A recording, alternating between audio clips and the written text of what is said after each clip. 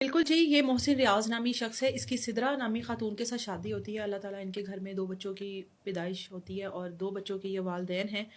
अब ये जो सिदरा है, इसका एक कज़न है दूर का फैमिली, जिसको फैमिली रिलेशन कहा जाता है, तैयब।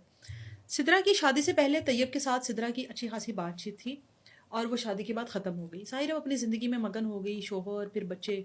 अब जब बच्चे भी हो गए, ज़िंदगी रूटीन एक सेट हो गई, इसकी तैयब के साथ दोबारा से बातचीत शुरू हो गई। अब जब तैयब के साथ दोबारा से बातचीत शुरू होती है, ये सिदरा जो है अपने मैके में जाती थी 2-2 3-3 माह बाद। जब तैयब के साथ बातचीत शुरू हुई तो मैके में चक्कर जल्दी लगने लग गए। पहले मैके में कोई दिलचस्पी नहीं थी, कोई अट्रैक्शन नहीं थी जिस वजह से वो नहीं जाती थी। हर खातून का ना एक रूटीन होती है। कई हफ्ते बाद अपने माँ बाप के घर जाती हैं, कई 1 महीने बाद चली जाती हैं, कई 15 दिन बाद चली जाती हैं। एक रूटीन होती है कि हमने भाई अम्मी के घर इतने दिनों बाद जाना है, इतने दिन रह कर आना है। अब इस खातून की शुरू से ये रूटीन थी कि 2-2 माह तक जाती ही नहीं थी मैके में, अपने घर में रहती थी। अब जब तैयब के साथ बातचीत शुरू हो गई तो इसकी तैयब के साथ मुलाकातें ही मैके में होती थी। जब मुलाकातों का सिलसिला शुरू हुआ तो इसने आए दिन बहाने बनाने। इसने कहा ना, मैंने तो अपनी अम्मी के घर जाना है, मैंने तो अम्मी से मिलना है।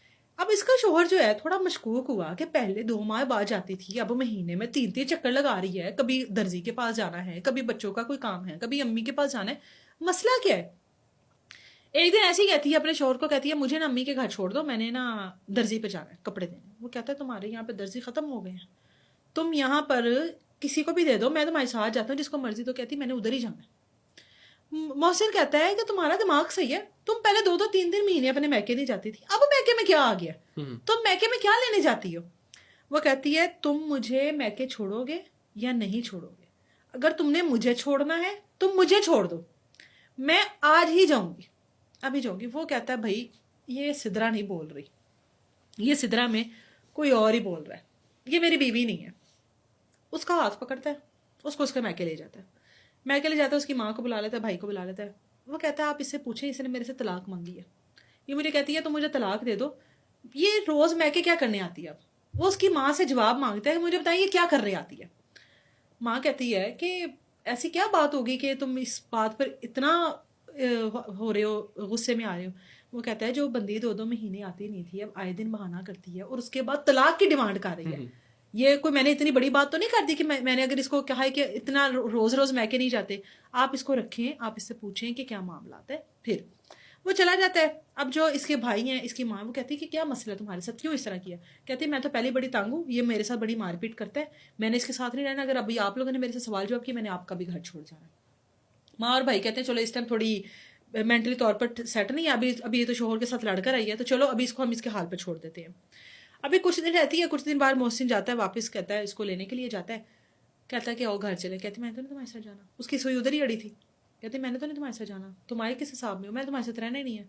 वो कहता है तुम पागल हो गई हो। अब इसके भाई और माँ को बुलाता है, वो कहता है कि ये फिर मेरे से इतने दिनों बाद भी इसकी वही रूटीन है, इसकी वहीं पे सुई अड़ी है। माँ और भाई कहते हैं कि भाई हमें नहीं पता तुमने इसके साथ क्या रवैया रखा है, क्या किया है कि जिसकी वजह से ये तुमसे इतना बदजन हो गई है, हम अब इसको जबरदस्ती तो नहीं भेज सकते। वो कहता है चलो ठीक है। मोहसिन वहां से चला जाता है गुस्से में कि ठीक है तलाक तो मैं तुम्हें नहीं दूंगा, जो करना कर लो, मैं तुम्हें किसी के लिए नहीं छोड़ूंगा। शोहर तो समझ गया था कि बीवी नहीं बोल रही, उसको कोई और समझा रहा है। ये जैसे जाता है तैयब को कॉल करती है, तैयब को कॉल करके कहती है वो तो मुझे रोक कर गया कि कह कर गया कि मैं तुम्हें तलाक नहीं दूंगा, तो अब हमने क्या करना है, मैंने तो तुमसे निकाह करना है। वो कहता है तलाक नहीं देगा तो हम इसको रास्ते से हटा देंगे, मसला ही कोई नहीं। अच्छा बंदे को मारना मसला ही कोई नहीं रह गया आजकल, कोई मसला ही नहीं है बंदे को मारना। ये दोनों ना आपस में प्लान करते हैं। कहती ठीक है मैंने तो तुम्हारे साथ निकाह करना है, जो कर सकते हो ना कर लो। कहता है ठीक है। प्लान करते हैं और प्लान के मुताबिक ये जो मोहसिन है, ये जिस तरह इसकी रूटीन है, सिदरा को तो पता है, बीवी को तो पता है किस तरह से इसकी रूटीन है, किस तरह से आता है, किस तरह से जाता है। 10 फरवरी को ये अपने काम से रात को 9 बजे वापस आता है। वापस आके घर में बैठा हुआ है, घर की बेल होती है। सिदरा ये जब दरवाज़ा खोलता है तो आगे सिदरा खड़ी है, बीवी खड़ी है। उसको देख के कहता है आ गई हो तुम, खुश हुआ होगा कि बीवी आ गई है। कहता बच्चे किधर है? कहते ये बच्चे नहीं आए, मैं आई हूँ और मैं सुलह के लिए नहीं आई, मैं तुम्हारे साथ मामला तय करने के लिए आई हूँ। अच्छा वो इसको कहता है अंदर आ जाओ। उसकी जाने भला कि ये किस प्लानिंग से आई है, ये क्या करने आई है। कहता आ जाओ अंदर आ जाओ। अंदर आके बैठती है। अब ये जो सिदरा है मुसलसल साथ मैसेजेस पर लगी है। कहता है कि क्या है? कहती है तुमने मुझे तलाक देनी है कि नहीं देनी? वो कहता है तुम्हें क्या हो गया, तुम क्यों तलाक मांग रही हो, हमारे बच्चे हैं, तुम एक बसा बसाया घर क्यों खराब कर रही हो? کہتے میں نے تمہارے ساتھ نہیں رہنا. اب ساتھ ساتھ گھر کا جائزہ لے رہی ہے کہ کیا کچھ ہو سکتا ہے کیا نہیں, ٹی وی چل رہا ہے. ساتھ ہی یہ طیب کو میسج کرتی ہے کہ آ جاؤ, معاملات اوکے ہیں, آ جاؤ. ڈور بیل بجتی ہے, جا کر دروازہ کھولتی ہے, طیب اندر. دروازہ بند, ٹی وی کی آواز فل. محسن کو باندھا جاتا ہے, باندھ کر اس کو گولی مار دی جاتی ہے. ٹھیک ہے, گولی مارنے کے بعد اس کو کھول دیا جاتا ہے, اور کھولنے کے بعد اس کے دائیں ہاتھ میں پسٹل پکڑا دیا جاتا ہے. ٹھیک ہے, اب یہ دونوں وہاں سے چلے جاتے ہیں. کچھ دیر گزرتی ہے, محسن کا ایک دوست ہے وہ وہاں پر آتا ہے.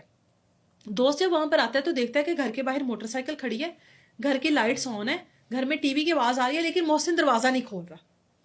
بیل دیے جا رہا ہے کہ محسن کسی طریقے سے دروازہ کھولے, دروازہ نہیں کھولا. دیوار پھلانگ کے گھر کے اندر چلا گیا. جب دیوار پھلانگ کے اندر جاتا ہے تو دیکھتا ہے کہ محسن تو وہاں پر ختم ہوا پڑا ہے. شراز اس کے دوست کا نام ہے. فوری طور پر 15 پہ کال کرتا ہے, پولیس کی نفری آتی ہے, اور پورا وقوع ایسا لگتا ہے جیسے خودکشی ہوئی ہے. ٹھیک ہے, پسٹل اس کے ہاتھ میں, اور وہ اس کو شوٹ کیا گیا, اور وہ گر گیا ہوا, اس کو باندھا ہوا, وہ کھول دیا گیا, بالکل خودکشی کا رنگ دیا گیا.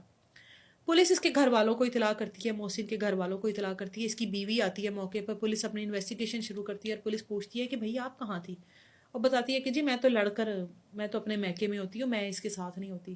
پولیس جو ہے اس کی باڈی لینگویج کو دیکھتی ہے, پتہ کرتی ہے کہ معاملات جو ہیں وہ خودکشی کے نہیں ہیں. اب کیوں نہیں ہے, اب ان کو تو لگا تھا کہ ہم خودکشی کا رنگ دے لیں گے. جب کوئی بھی شخص خودکشی کرتا ہے, ظاہر ہے پسٹل اس نے پکڑی, اپنے آپ کو اس نے شوٹ کیا, جب آپ گولی چلاتے ہو باقاعدہ طور پر ایک جھٹکا لگتا ہے, اس کے بعد آپ گر جاتے ہو, ختم ہو جاتے ہو.